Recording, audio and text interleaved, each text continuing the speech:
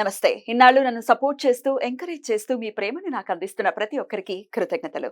అలాగే ఈ వీడియో కూడా ఖచ్చితంగా మీకు ఉపయోగపడుతుంది. లైక్, షేర్ అండ్ సబ్స్క్రైబ్ చేసి మీ సపోర్ట్‌ని నాకు అందించండి. అలాగే ఈ వీడియో పట్ల మీకున్న అభిప్రాయాన్ని కామెంట్ సెక్షన్‌లో కామెంట్ చేసి తెలియజేయండి.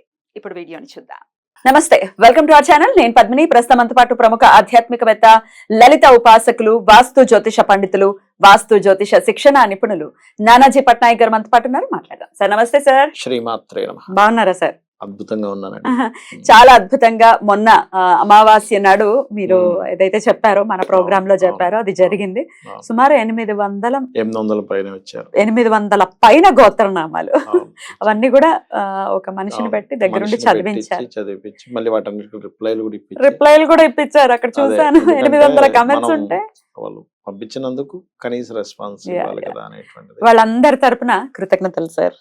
అమ్మవారికి, ఎందుకంటే అమ్మవారు చేయించింది ఆ పని, ఆ పరమేశ్వరుడు చేయించాడు. ఆ స్ఫురణ ఆల్ ఆఫ్ అ సడన్ అలా thank you so very much sir. దాన్ని రికార్డ్ చేయడం కూడా జరిగింది, వీడియో కూడా పబ్లిష్ అవ్వడం వాళ్ళకి కూడా కృతజ్ఞతలు. దాని వచ్చి రికార్డ్ చేసి పర్మిషన్ ఇచ్చారు కాబట్టి థ్యాంక్ యూ సార్. ఇక శ్రావణ మాసంలోనే ఉన్నాం మనము. మొదటి శుక్రవారం వచ్చేస్తోంది. శుక్రవారం అంటేనే అమ్మవారికి ఎంతో ప్రీతికరమైనటువంటి రోజు. ఇంకా పంచమి అని అంటే ఇంకా పాటలు కూడా ఉన్నాయి, పంచమి రోజు మంచిదని.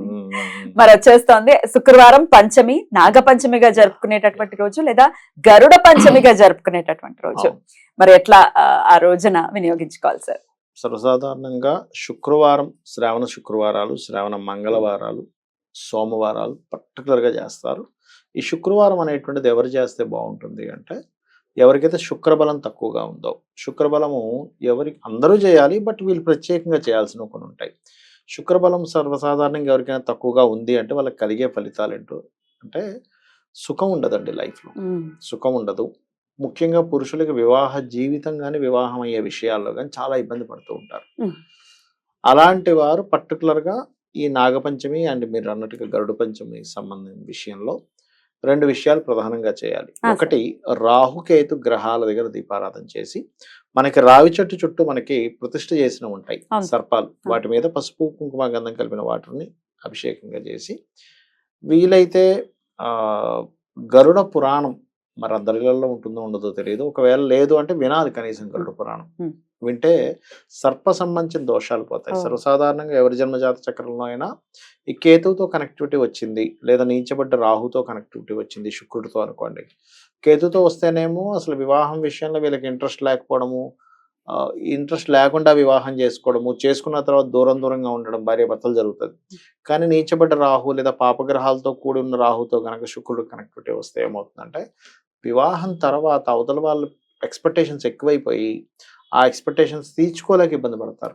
సింగిల్ రాహుతో కలిస్తే మంచిదే, మళ్ళీ వివాహం అయిన తర్వాత బాగుంటుంది నార్మల్ గా, బట్ రాహు పాడే కలవకూడదు. బట్ ఏదైనా కానీ రాహుకేతు సంబంధం లేదా ఏదైనా పాపగ్రహ సంబంధంగా వస్తుంది కాబట్టి ముఖ్యంగా సర్పగ్రహాలకు చేసుకుంటే గనక ఆ సమయంలో బాగుంటుంది శుక్రవారం నాడు. దీంతో పాటు లక్ష్మీ అష్టోత్తరాలు ముఖ్యంగా చేసుకోవాలి. అయితే లక్ష్మీ అష్టోత్తరాల కంటే ముందు విష్ణు సహస్రనామాలు చేసి లక్ష్మీ అష్టోత్తరాలు చేసుకుంటే మంచిది శ్రావణ లక్ష్మీవారం నాడు.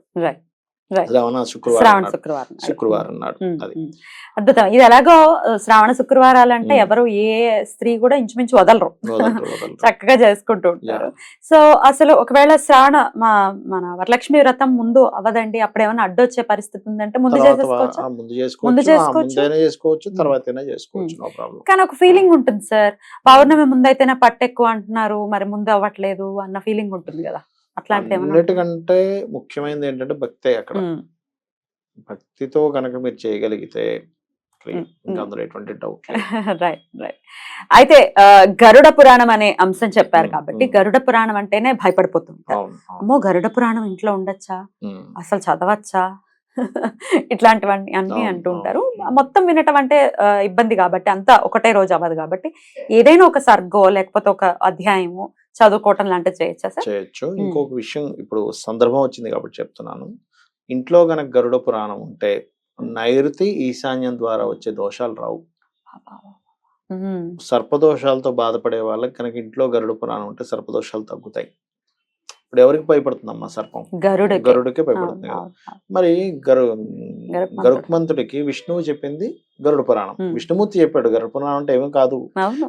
సాక్షాత్ మహావిష్ణువు అయ్యా ఈ కర్మలు చేయడం వల్ల ఇట్లాంటిది వస్తుంది, పితృదేవతలకు చేయండి అనేటువంటి అన్ని అంశాలు చెప్పింది గరుడ పురాణం. అంటే గరుడికి చెప్పాడు ఆయన, అతని వాహనాన్ని చెప్పుకున్నాడు, దాన్ని గరుడ పురాణం. Right.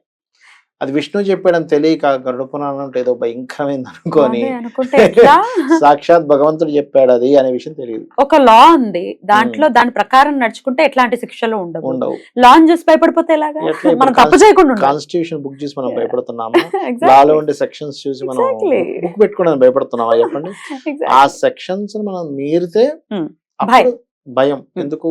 దానివల్ల శిక్ష ఉంటుంది కాబట్టి. అలాగే అందులో పుస్తకం పెట్టుకోవడం వల్ల భయపడాల్సిన పని లేదు, అందులో ఉన్నటువంటి పాటించి మనం లబ్ధి పొందాలి. అంతే కదా. ఇప్పుడు అది. ధైర్యంగా ఉంటాం మనం.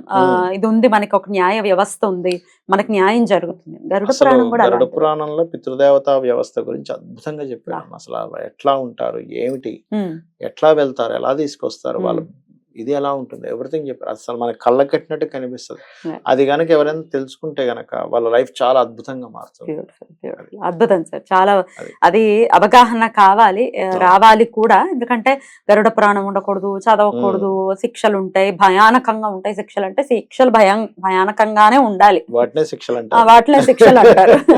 చక్కగా పువ్వు ఇచ్చి కొడతా అంటే ఇలాగా కుదరదు కదా. ఉండదు కదా, శిక్ష అవ్వదు కదా అది.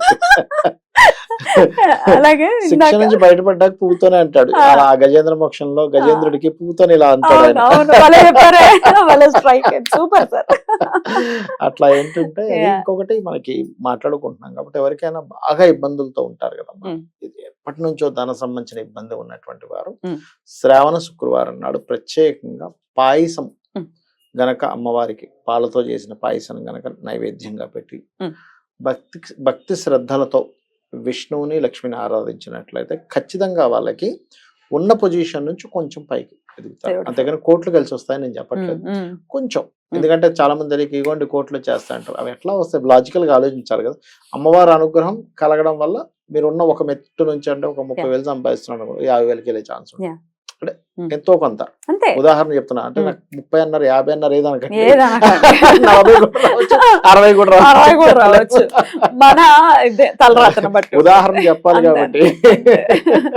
బ్యూటిఫుల్ సార్, చాలా అద్భుతంగా వివరించారు. అయితే ఈ గరుడ పంచమిని చేసుకునే విధానం మీరు ఆల్రెడీ చెప్పారు. ఈ గుళ్ళో ఏవైతే ఉంటాయో వాటికి పసుపుతో కుంకుమతో ఎటు సూత్కంలో ఉన్న వాళ్ళు చేయొచ్చా? వెళ్ళి చేయొచ్చు, తప్పేం కాదు, చేయొచ్చు. Right, right sir. 100% చేయొచ్చు. ఒకవేళ ఆ రోజు ఆడవాళ్ళకి ఏదైనా అడ్డొచ్చిందండి, మళ్ళీ ఎలాగో ఇంకొక రోజు అని అంటే ఎలా? ఇంకొక రోజు ఇంకో శుక్రవారం చేసుకో. బ్యూటిఫుల్ సార్, చాలా అద్భుతంగా వివరించారు. మంచి రోజు అంటే అమ్మవారికి రెండు, అటు తిథి ఇష్టమే, అలాగే ఆ రోజు ఇష్టమే కాబట్టి చక్కగా కలిసి వస్తోంది. అమ్మవారి పూజతో పాటు అటు సర్పదోషాలు ఉన్న వాళ్ళు కూడా బయటపడాలి. ఈ విధంగా చేసుకున్నాను మనస్ఫూర్తిగా కోరుకుంటూ కృతజ్ఞతలు సార్. నమస్కారం. శ్రీమాత్రే నమః.